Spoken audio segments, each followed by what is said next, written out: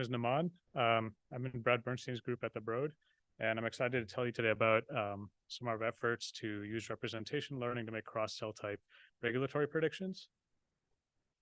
We've heard at length by a number of different talks today about non-coding regulatory grammar. So just briefly again, what this refers to is the fact that gene regulation is actually governed by the context-specific activity of non-coding regions of the genome called enhancers that typically lie in accessible chromatin, bind transcription factors at certain motifs.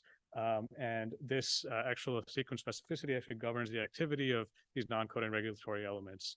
And so understanding how sequence governs this activity is really important for understanding things like non-coding disease-associated variation and making better models of gene regulation at large. And so we've also seen today a number of really cool talks and more broadly in the field about how sequence-based deep neural networks are really, effective tools for learning this grammar. And so briefly, the setup for this is, you'll have genomic sequence, you'll one-hot encode it, you'll put it through some neural network and predict something like DNA accessibility or gene expression. And you're not actually super interested in the prediction task itself, but rather interpreting the network. And once you interpret the network, you can gain insights into things like motifs and motif orientation and spacing, etc. But one of the limitations of just using sequence actually is that you actually have to retrain separate networks for unobserved cell types. You can't actually generalize beyond what you've seen before. And so really the motivation for this, the work I'll be showing is how can we improve generalization and move towards cell type agnostic models. And of course, the way to do this is to somehow incorporate cell type specific information. And we've already seen some work on how to do this effectively today.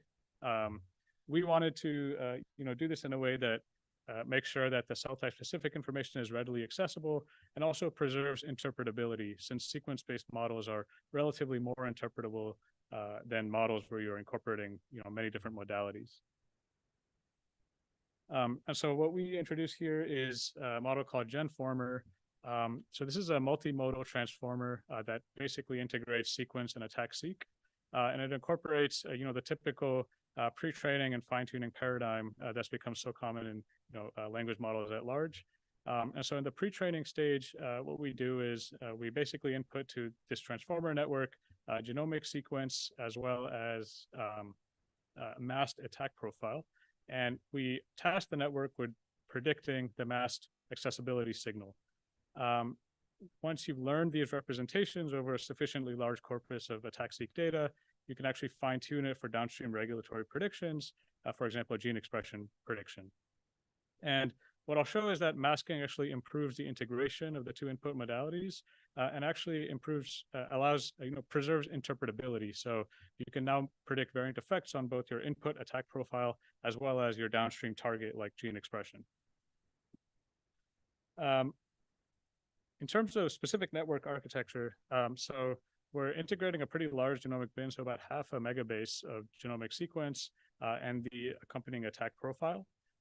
We adopt a simple BERT-style masking approach, so 15% of the input with some peaks included, and we actually employ a span mask, so about 1.5 kilobases, in order to ensure that it's not really a trivial imputation task where the network's leveraging accessibility at neighboring adjacent bases to impute the missing signal.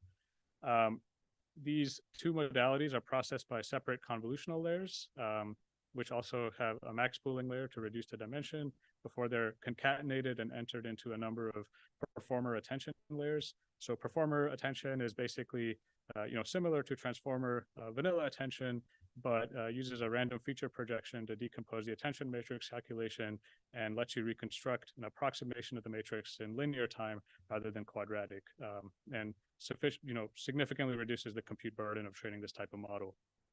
And finally, once you've gone through the performer layers, we make a prediction over the masked tokens. It's a regression-based learning task. We're predicting at about 128 base pair resolution, and the loss function we're using is a sum of the total counts with a Poisson term as well as a multinomial penalization of the shape, which is a BPNet style loss if you're familiar with that network. So what does the what does the masking task look like? So here we have a half megabase locus at the LGR4 gene, and we've introduced 3 masks. So we can see for these holdout cell types and this holdout genomic region, across a range of different signal values, we're able to accurately impute the missing signal and also pick up some cell type specific peaks. So for example, the middle peak here. Looking more comprehensively just at the imputation task itself, here we've aggregated data from 14 holdout cell types. These are mostly cell lines and rare single cell populations that don't really have closely matching cell types in the original training corpus, so they are more likely to be true holdout cell types. We also are using holdout genomic regions. So these are the same regions in the informer test set, and we're just basically restricting the peaks as well as a number of negative matched background regions. And so we achieve a pretty good Pearson's correlation, Spearman's correlation of about 0.8 here. And actually running the ablations for the 2 input modalities shows that really the network is leveraging both in order to make the prediction, so both sequence and attack seek. The mass signal prediction actually seems to depend upon distal information. So we can see that in 2 different ways. The first is we can reconstruct the attention matrices from the performer attention layers. So here we are averaging across all 7 layers and heads and showing the same locus that I showed before, but for the 2 holdout cell types, K562 and PC3. And what you can see here is that most of the tokens are attending to a number of attack seek peaks within the region. So what this shows is that perhaps distal information is important for imputing your missing signal. And another way to see this more quantitatively is to run the ablation. So if you go down to 65 kilobases, you can see a decrease in the Pearson's correlation relative to if you're using the full input length at 524. Here's an example of interpretability within the mass regions. So you can also compute saliency scores. So ask what sequence features in the mass regions are driving accessibility. So here, for example, we can recover a CTCF motif, and we can also recover a GATA motif that's specific to K562 on the bottom hand plot. Looking a little bit more comprehensively, we can look at CAQTL effect prediction.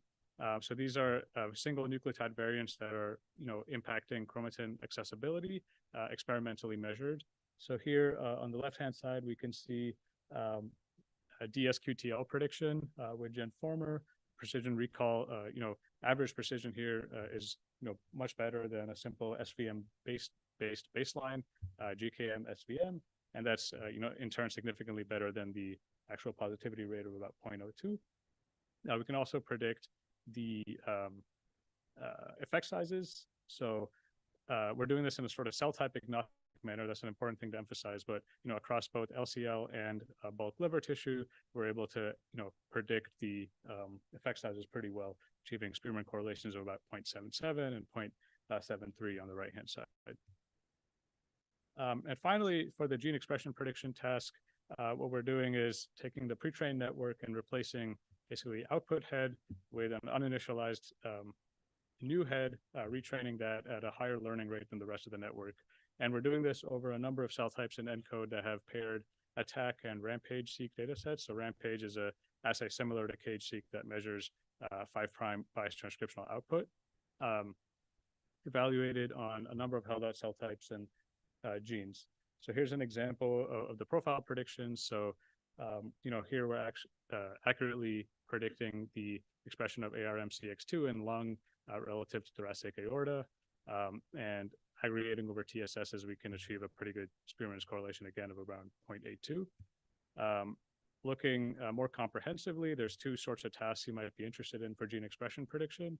So the first is across genes prediction, looking at how effectively you can predict the variance of genes within a single cell type, which is a little bit easier of a task, given that networks are generally pretty good at discriminating highly and lowly expressed genes just based on some simple sequence features. The harder task here is predicting the variance of a single gene across cell types or tissues, because here you're having to learn something about tissue-specific regulation. And so for both of these tasks, actually, Genformer achieves, outperforms the same network without pre-training, as well as the state-of-the-art model Informer, which is only sequence-based, but uses a multitask framework. We can ask the same question now for holdout cell types. So network, cell types that the network has never seen. And so here again, we can achieve a good Spearman's correlation aggregated over TSSs. We can also break it down in the same way that we did on the left-hand side. And we see a little bit of a performance decline, but still respectable correlations. So in terms of the conclusions and next steps, so what I've shown here is masking-based pre-training is an effective way of integrating sequence and accessibility. The embeddings are interpretable for variant effect prediction. The pre-trained network actually leads to an improved gene expression prediction for held-out cell types. And in terms of future works, I think it'd be very interesting to incorporate trans-regulatory information, also looking at eQTL prediction and distinguishing these from CAQTLs, as well as the extraction of enhancer-promoter and enhancer-enhancer interactions. And with that, I'd like to acknowledge my collaborators, Tom Weingarten and Arijit Sahanovic, Avi Dubey, Adam Roberts, Christoph, and Brad, as well as the TPU Research Cloud for giving me free compute. So.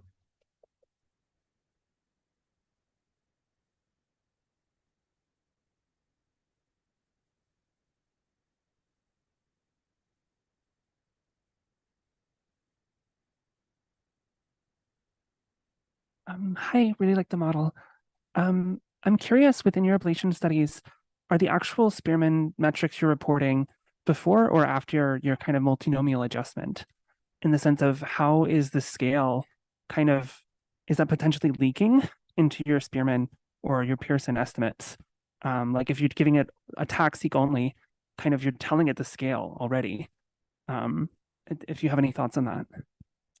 Yeah, I think that's a good point. In order to sort of mitigate that, we do add like a random noise component to the input, but that won't sufficiently perhaps get rid of the scale. But it's not latching on directly to a certain ratio that's resulting from read depth normalization or something like that by virtue of adding that noise. But yeah, that is a concern and a good point.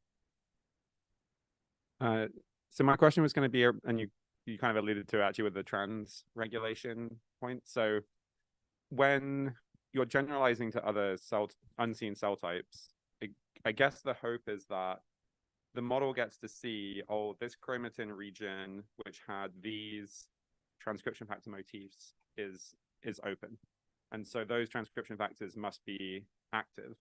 And therefore, in the masked region, if I see that motif, then I'm like, okay, it's more likely to be open. Right. And so I guess one question is, do you think that, are you able to see that is actually what the model is learning? And the second question is, how much do you think there is to gain from including the trans regulation, which in a way it's asking like, if you had infinite compute, not just what TPU Research Cloud can give you, could you do this on like the whole genome, and then that would give you like the ultimate prediction? Yeah, we actually haven't looked at that. I think that'd be a really interesting thing to look at. So, for example, like just seeing which motifs are most accessible and how well that correlates to the presence of that motif and the prediction accuracy. So that's definitely a great thing to look at. And yeah, ideally we would be doing this, across all like active enhancers and a number of matched negative regulatory regions. But like for example, a screen from ENCODE has like more than 1 million elements, so it is difficult. Whereas on the gene expression side, like you only have 20,000. That's still within the realm of like something reasonable to supervise, self-supervise.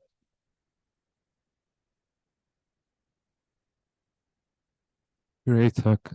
So I was wondering, have you benchmarked with CRISPR like enhancer perturbation data sets compared to other models to see if you can rank the enhancers better? Yeah, that's definitely like next steps. For some reason I can't change the slide, but that is one of the next steps that we want to do. So like for K562, I think there's a lot of data on validated EP interactions and now a number of other cell lines as well. So yeah. All right, thanks everyone. So because we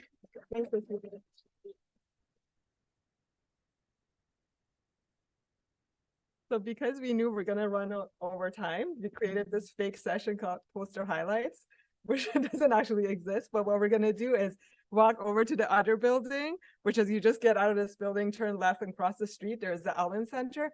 In the atrium, there will be the poster presentation. So there was about 70 posters that were accepted. About half of them will be presented here in person, and half will be online, and we'll have a link for the online posters so that you can check out later. So see you guys across the street. We were thinking about it. If they started to do it in